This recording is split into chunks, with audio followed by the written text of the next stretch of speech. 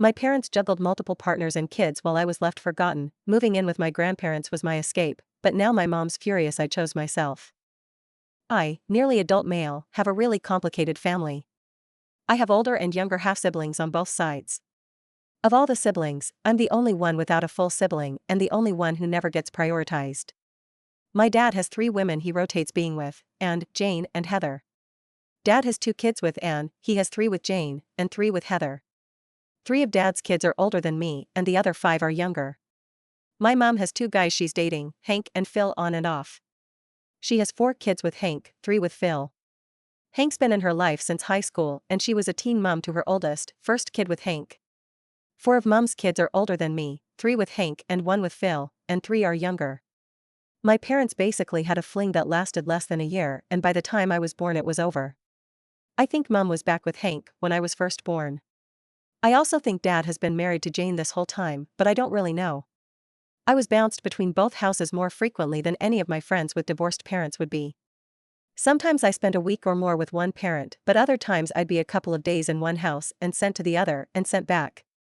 I was also very alone because I had no sibling to share it with. Yeah, I had half siblings, but they all had full siblings. So my parents, while they maybe cared a little, they cared way more about the other kids from the longer-lasting relationships. My mom's extended family saw her as trash and treated us kids the same way. In mom's house, the kids stick very close to their full sibling group and so I was an outcast because of that. Dad's kids all get along a little better, but they just don't like me because of who my mom is. My dad's parents are amazing and they kept me sane when I was younger and they've grown more supportive as I get older. And I asked them a few months ago if they said of course, and I slowly moved to their house. I didn't want to get either parent weird about it. They might not care as much about me, but I'm pretty sure they don't want to look bad with a kid leaving before 18. My dad didn't care, which was expected, and he told me to pack the rest of my stuff at his house and he'd let me go to my grandparents'. But mom was angry when she realized I was already living here by then. Mom asked me what I was thinking and she said I needed permission because I was still a minor. She called me selfish and told me I was bringing negative attention to our family. I told her moving in with my grandparents was putting me first and nobody else would because I have the wrong parents. She told me I'm an overdramatic teen and just because my half-siblings don't accept me doesn't mean she hasn't been a damn good mom to me. She told me I was throwing everything away and being rude about it too. Am I the idiot? I'm a damn good mom, said the woman who didn't even notice that her kid moved out. If my teens are quiet for a few hours I would surely notice them moving out. Ask her exactly how have you been a damn good mom to me? I'd love to hear her answer. Absolutely, you're not the idiot. You found a supportive environment with your grandparents, and understandably, you choose stability and affection over a chaotic home life. Don't be guilt or bullied into going back to your mom's. Ensure you have your important documents, state-issued ID or driver's license, birth certificate and social security card. It's not your fault that your parents and half-siblings are terrible. I sat down here and wrote this down to make sure I read it correctly. I feel terrible for OP, honey. I'm shocked your mom didn't notice you'd moved out till you were gone, but then she thinks you're the one bringing negative attention to your family, but has 8 kids by 3 different men while your dad has 9 kids by 4 different women. Of course you'd feel pushed out in a family of 15 kids. What the heck? Your parents literally made a football team with backup players. I'm so glad your grandparents are there for you. All the best, OP. I've always been super into event planning. My dream has been to run my own business as a wedding planner since I was a kid. Over the past few years, I built a portfolio of ideas, mood boards, and mock-up plans. I even planned a couple of small events for family and friends, and everyone said I was talented. My cousin got engaged earlier this year, and I was thrilled for her. She asked me for advice about her wedding, and I was over the moon.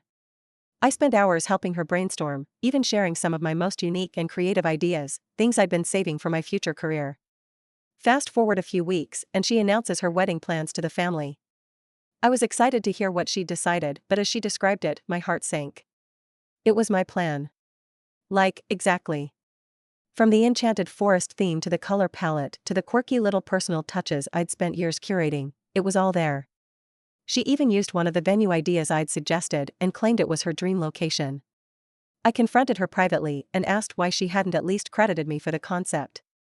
She brushed me off saying, "It's just a wedding, you should be flattered I loved your ideas so much." To make matters worse, she asked me to help her execute the wedding. She wants me to be her assistant on the big day since I'm so good at it. I told her no. I said I felt taken advantage of and hurt that she didn't acknowledge my work.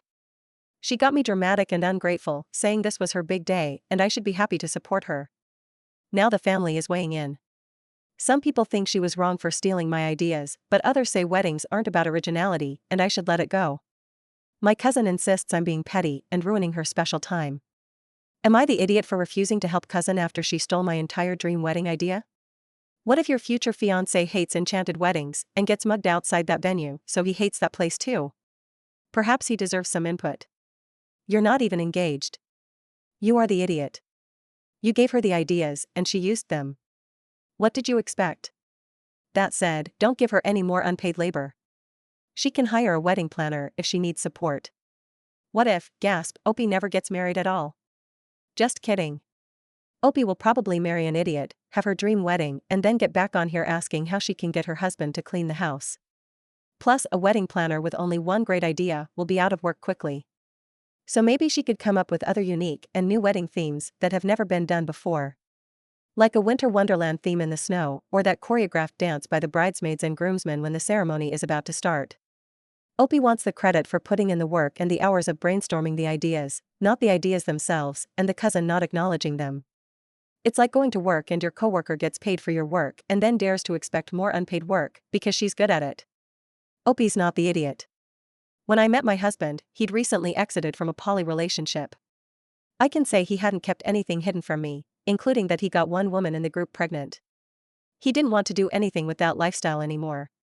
When the baby was born, we expected them to contact him to be a legal father. I was okay with that, but they didn't. Instead, another guy became the dad. This hurt my husband a little, but he moved on. A few months ago, those two lost his custody and he was put in foster care. They asked my husband to adopt him because they couldn't raise him right. My husband asked me if I would be okay with that and I told him to get a test and I would let him only if he was his son. This did not sit well with them or lots of his friends, but most importantly with my husband because he considered all this time to be his son. Am I the idiot for not allowing him to adopt unless he takes a test? Edit. The problem is, he's considered him his son for many years now and is scared to find out. I just don't want him to get more emotionally involved with him and then find out because they probably took the test and are lying about his paternity. You are the idiot. If he considers the child to be his, that's all you need to know. It doesn't matter if they're genetically related. The relationship matters to him the same either way. If you care about him, you'll feel the same way. Not the idiot. How has he considered him his son for that many years? If he hasn't been present, he hasn't been a father to the child. I'm with you. I'd want to be sure, but I wouldn't make it the "we won't adopt if he isn't your bio kid" ultimatum. I'd make it an "I want you to be fully informed about the child's paternity before making the decision." If he's your bio child, adoption is a no-brainer. If he isn't, this is something we need to discuss before completely changing our lives for your ex's kid. Also, something neither of you seems to have considered. Those unfit parents, his ex and her chosen baby daddy, are going to insert themselves into your lives because you have their child. They will likely undermine every parenting choice you make and use you to be the parents while they get a revolving door to the child they've neglected for 8 years. If I were OP, I would get the DNA test, but still adopt, because the child needs a stable family. Being in the foster system isn't it. I would probably tell the other parents the child is mine and my spouse's, and they are not welcome to visit. Ever. If they give up all rights to parenthood, then they give up all rights to parenthood. I, 24 female, have very recently reconnected with my half-siblings, 30 male and 27 female, after years of not being close. Things have been going well and we've been getting to know each other better.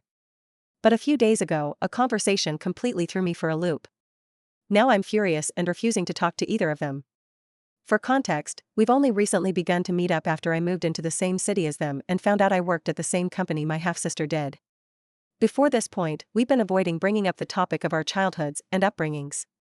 We talked about random childhood memories, mostly vague and things to do with school life, childhood teasing, and things excluding our home lives.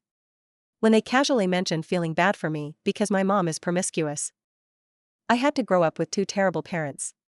I was obviously shocked, but tried to brush it off.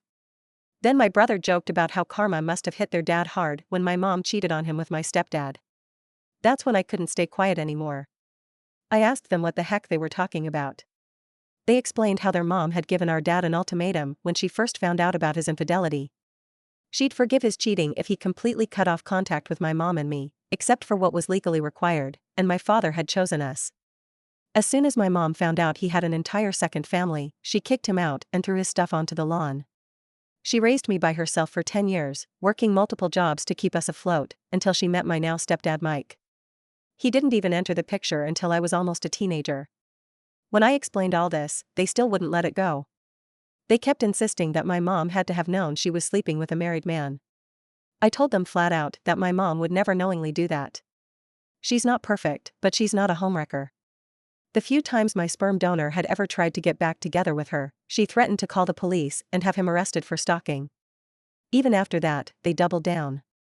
They started saying that I should feel bad for the pain my mom caused their mom and their family. They even said she should be apologizing to them. I couldn't believe what I was hearing. Apologize for what? For the fact that our dad died and destroyed multiple lives? For the fact that she chose to raise me alone rather than play happy family with a cheater? When I tried to point this out, they called me defensive and said I wasn't being fair or empathetic to their pain. They're upset with me now for refusing to acknowledge their side and admit how my mom ruined their family. But I feel like I've done nothing wrong here. My mother is being blamed for things outside of her control, and I refuse to give in. Wait, they feel bad for you because they think your mom's promiscuous and you had to grow up with two terrible parents, but they're also jealous of you because that's what they consider a magical fairy tale perfect family and wish they'd had the same? Not the idiot. They can't even keep their own feelings straight. You did nothing wrong. It sounds like your mother did nothing wrong too. You both were victims of a liar. Obviously, so were your half-siblings. I would suggest offering just one more time that they accept your story as truth and that you and your mom were as much victims as they were. If they aren't going to withdraw all the blame they hold against your mom and you, then they aren't worth keeping in your life. I'm sorry this crap is part of your life. So a few years ago when my grandfather passed, I inherited his pinstripe suit and vest, and only because I was the only one who matched his build and height.